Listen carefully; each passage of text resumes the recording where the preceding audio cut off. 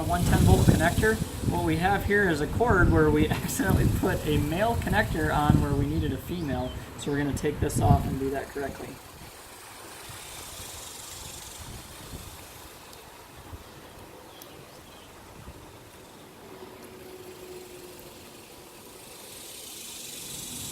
So this collar here is what holds the cord into the receptacle, or the connector rather. And then these 3 screws hold this part on.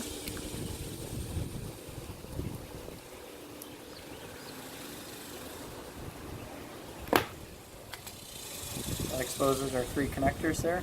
You'll notice when it's done right, there's not a lot of slop. There's just enough to bow out to where it needs to be, and then it crimps down.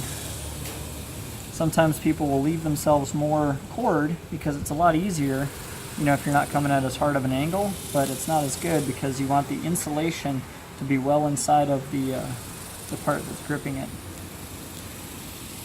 This is a 10 gauge cord. With extension cords it's kind of backwards. The smaller the number, the bigger the cord.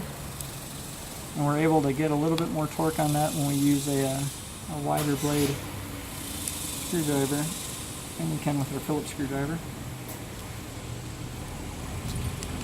That comes off. These are in good shape. We can probably just reuse these stripped as they are. Be a little tighter. We're going to kind of put them together, and with these waterproof cords it's a little different. First off, you want to make sure that you take that part off, and then this happens to have this part of the compression nut already on there, and this part would go next. I think.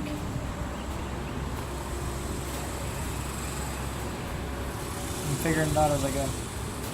Yeah, no, this definitely has to go on.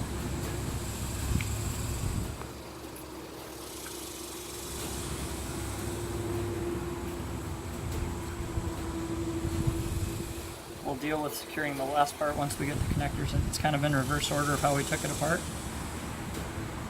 So AC, you hear about AC and DC. AC stands for alternating current, which means that every 60 seconds the hot lead reverses. So frankly, the black and the white wire are whatever. You can make those work either way. The green is really important though. We're going to put that in there.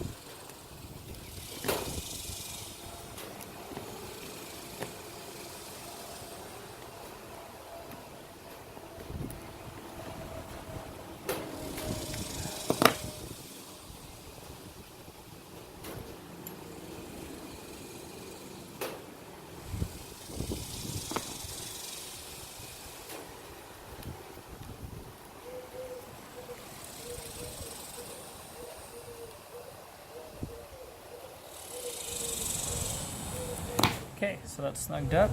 Next we're going to put the screws into here. Now this one has a little nub that you have to line up with the nub inside. Technical terms, right? Nubs.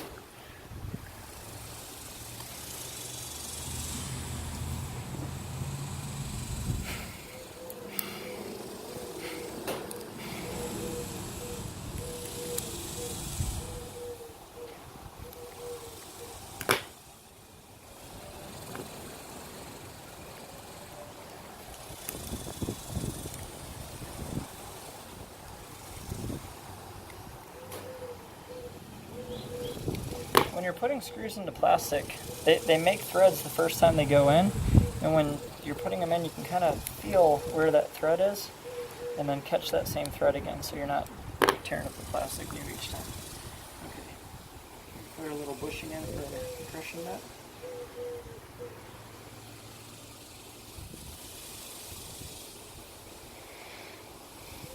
a better way to do that, but this is going to work. This is a little different. Usually you'll have like a little clamp that does it. This compression nut is watertight is the thinking behind this. And so once that's threaded on, that's what's really going to hold the cord onto the connector, so that if you pull it out by the cord instead of by the connector like you should, it won't put stress on that. But there's how you do it.